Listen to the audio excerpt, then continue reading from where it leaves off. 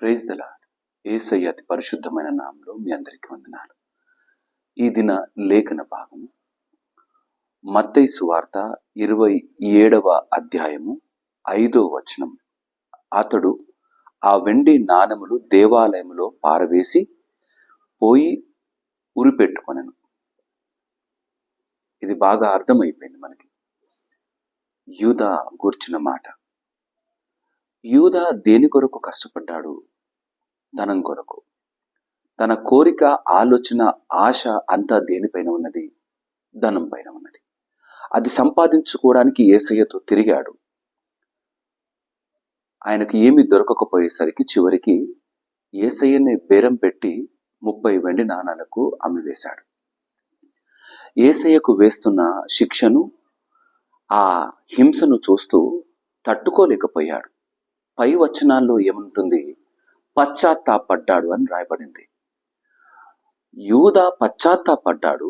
పశ్చాత్తాపడ్డవాడు తిరిగి ఆ ధనాన్ని తీసుకొని వచ్చి, ఇది తీసుకోండి, నేను నిరపరాధిని, నేను అప్పజెప్పాను అంటే వారు వినరు మాట. తను చేసిన తప్పును, ఆ పాపానికి ఆయన ఎంతగానో పశ్చాత్తాపడ్డాడు. పశ్చాత్తాపడ్డవారు మారు మనసులోకి రావాలి. మారు మనసు ఎక్కడ దొరుకుతుంది అంటే ఈ లోకంలో దొరకదు, యేసయ్య దగ్గర దొరుకుతుంది. నీ పాత హృదయాన్ని తీసివేసి నూతన హృదయాన్ని ఆయన ఇవ్వగలడు. పాప రోత జీవితాన్ని తీసివేసి పవిత్రమైన నమ్మకమైన జీవితం ఇవ్వగలడు. అది యేసయ్యలోనే సాధ్యం. ఈ యొక్క పశ్చాత్తాపడ్డ యూదా యేసయ్య వైపుకు తిరగకుండా చేసిన తప్పును కొమిలిపోయాడు, కానీ మరణానికి అప్పజెప్పుకున్నాడు. యేసు ప్రభు రెండవ అవకాశం ఇచ్చేవాడు. నీవు ఒకసారి తప్పు చేసిన తర్వాత ఆ తప్పును బట్టి నిన్ను భయంకరమైన శిక్షలోకి నెట్టేవాడు కాదు. ఆలోచించుకోవడానికి అవకాశం ఇస్తాడు. చేసిన తప్పును తెలుసుకోవడానికి వాక్యం ద్వారా మాట్లాడతాడు. ఆ తప్పును జీవితంలో నుండి ఏ విధంగా సరిచేసుకొని తిరిగి దాన్ని అధిగమించి నూతన జీవితంతో పవిత్రమైన బ్రతుకులోకి ఏ విధంగా వెళ్ళాలో మార్గాన్ని బోధించేవాడు. ఆ మార్గములోకి, ఆయన వాక్యములోకి, ఆయన వెలుగులోకి రాకుండా ఒకవేళ పశ్చాత్తాపడితే జీవితం శూన్యమే. అది మరణానికే దారితీస్తుంది. అది ఆత్మీయ మరణానికే దారితీస్తుంది.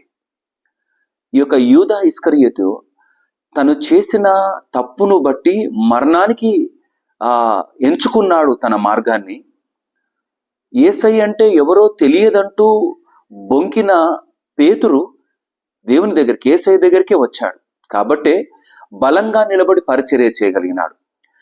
నీవు చేసే ప్రతి పనిలో ఒకవేళ దేవునికి విరుద్ధమైన కార్యం ఏదైనా ఉంటే, అది నీవు పశ్చాత్తాపడితే, ఆ పశ్చాత్తాపడ్డ స్థితిలో నువ్వు యేసయ్య దగ్గరికి రావాలి.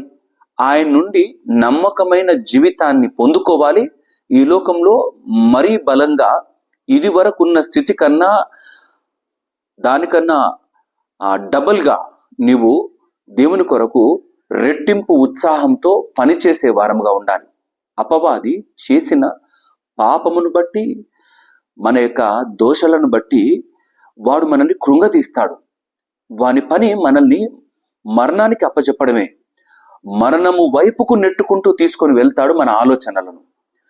ఈ ఇస్కరియోతు యూదా కూడా అట్టి విధంగానే వెళ్ళిపోయాడు. ఒకవేళ కాసేపు అనుకుందాం, ఇస్కరియోతు యూదా పశ్చాత్తాపడి హింసించబడుతున్న యేసయ్య దగ్గరికి వచ్చి, నన్ను క్షమించు దేవా అంటే క్షమించకపోవునా? ఆయన క్షమించేవాడు కదా. ఆ సిలువలో ఆయనకు కుడి ప్రక్కన, ఎడమ ప్రక్కన ఇద్దరు దొంగల్ని వేస్తే ఇద్దరు చెడ్డవారే. కానీ అందులో ఒకరు అంటాడు, నీ రాజ్యంతో వచ్చినప్పుడు నన్ను జ్ఞాపకం చేసుకోవా? కొంత సమయమే, ఆ సిలువలో వేలాడుతున్నంత సమయంలోనే యేసయ్య ఏంటో గ్రహించగలిగినాడు. కాబట్టే తనకు తాను యేసయ్యకు అప్పజెప్పుకుంటున్నాడు. నీకు ఒక రాజ్యం ఉందని, ఆ రాజ్యంతో నువ్వు వస్తావని, ఆ వచ్చినప్పుడు నన్ను జ్ఞాపకం చేసుకో అనే మాట విశ్వాసంగా పలకగలుగుతున్నాడు. ఇస్కరియోతు యూదా 3.5 సంవత్సరాలు యేసయ్యతో గడిపాడు, కానీ యేసయ్య ప్రభావాన్ని గ్రహించలేకపోయినాడు. యేసయ్యలోని ఆ మహిమను, ఆయన ఇవ్వబోయే గొప్ప జీవితాన్ని అర్థం చేసుకోలేకపోయినాడు. ఈ రోజుల్లో మనము కూడా అలాంటి వారముగా ఉంటున్నామేమో. ఆయన ప్రభావాన్ని ఇంకా గ్రహించని 20, 30, 40, 50, 60 సంవత్సరాల క్రైస్తవ జీవితంలోనే ఉంటున్నామేమో, కానీ ఇంకా గ్రహించలేని వారముగా ఉంటున్నామేమో. నీవు తప్పు చేసినప్పుడు, నీవు దేవునికి విరుద్ధంగా బ్రతుకుతున్నప్పుడు, అయ్యో నేను ఈ విధంగా చేయడానికి వీలు లేదే అని దేవుని వాక్యము చేత నీవు ప్రేరేపించబడి గద్దించబడితే వెంటనే యేసయ్య వైపుకు తిరగాలి. పాత పాపపు చీటీలన్నీ చింపివేస్తాడు. నూతన హృదయాన్ని ఇస్తాడు, నూతన జీవితాన్ని ఇస్తాడు. ఆయన లేకుండా నువ్వు బ్రతకాలంటే అది మరణమే. ఆయన కలిగి బ్రతుకుతే ఆయన మరణంలో నుండి జీవంలోకి నడిపించగలిగిన నమ్మకమైన వాడు. ఈ ఉదయకాలం నువ్వు ఎవరిలాగుంటున్నావు? ఇస్కరియోతు యూదా వలె పశ్చాత్తాపడి మరణమయ్యే స్థితిలో ఉంటున్నామా?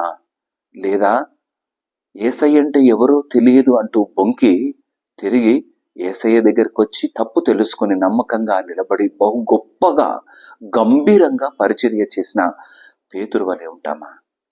మనం ముందున్న ఈ యొక్క సవాలును ఏ విధంగా ఎదుర్కోవడానికి ఇష్టపడుతున్నాం?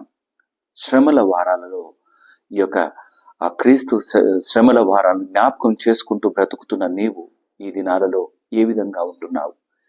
ఈ శ్రమల వారాలు అయిపోగానే నీ క్రైస్తవ జీవితం ముగించబడదు. ప్రతి దినము యేసయ్య మన కొరకు మరణించాడన్న మాట జ్ఞాపకం పెట్టుకోవాలి. ప్రతి దినం ఆయన మన కొరకు తిరిగి లేచాడన్న మాట జ్ఞాపకం పెట్టుకోవాలి. ప్రతి దినము ఆయన తిరిగి రాబోతున్నాడన్న మాట జ్ఞాపకం పెట్టుకొని మన జీవితంలో పశ్చాత్తాపడుతూ తప్పులు చేస్తే దేవుని సన్నిధానానికి వచ్చి క్షమాపణ పొందుకొని తిరిగి నమ్మకమైన పరిశుద్ధమైన జీవితంలో ఆయనకి ఇష్టడుగా అనేకులకు మేలుకరంగా ఆశీర్వాదకరంగా జీవిద్దాం. ధనం కొరకు పరిగెట్టి యేసయ్యను విడిచిపెట్టొద్దు. ఈ లోకపు సంపద కొరకు పరిగెడుతూ సంపదనిచ్చే యేసయ్యను విడిచిపెట్టడానికి వీల్లేదు. ఆయన్ను హృదయం నిండా దాచుకుందాం. ఆయన కొరకే బ్రతుకుతాం, ఆయన కొరకు జీవిద్దాం. ఆయన మాటలను అనేకులకు మన ప్రవర్తన ద్వారా, మన నడవడి ద్వారా సాక్ష్యంగా సువార్తగా చెప్పేవారంగా బ్రతుకుదాం. ఈ మాటలు దేవుడు దీవించి మన వెనుకల్లో ఆశీర్వదించునుగాక. ఆమేన్. తల వంచుదామా? ప్రార్థన చేసుకుందాం. మా ప్రియ యేసయ్య, మీకే వందనాలు. మేము ఇస్కరియోతు యూదా పశ్చాత్తాపడ్డాడు, కానీ నీ వైపుకు రాలేకపోయినాడు. నా తండ్రి, మేము అనేకమైన అపరాధములు చేసిన వారం. మీరు మా కొరకే ఇచ్చిన ఈ క్షమాభిక్ష నా తండ్రి అందుకొని కొనసాగుతూ ఉండగా అయ్యా మాకు తోడై ఉండండి. ఎవరైనా నా తండ్రి ఇంకా వాత వేయబడిన మనస్సాక్షిగా ఉంటే దయతో వారితో మాట్లాడమని ప్రార్థన చేస్తున్నాను.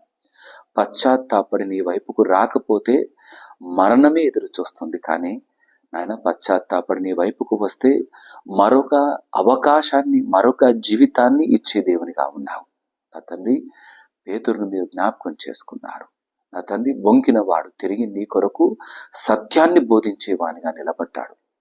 1000 మందికి సువార్తను అందించేవాడుగా నిలబడ్డాడు. దేవా, మా బ్రతుకులలో కూడా నా తండ్రి మేము నాయన నా తండ్రి పశ్చాత్తాపడి నీతో కలిగి ప్రయాణం చేయుటకు, నీ హృదయము కలిగి ప్రయాణం చేయుటకు మాకందరికి సహాయం దయచేయమని ప్రార్థన చేస్తున్నాను. బలహీనంగా ఉన్న బిడ్డల కొరకే ప్రార్థిస్తున్నాను. నీ శక్తితో, నీ బలముతో నింపమని ప్రార్థిస్తూ ఈ దినదీవన ఆశీర్వాదాలతో స్థిరపరచమని యేసయ్య నామమున ప్రార్థించి వేడుకుంటున్నాము నా తండ్రి.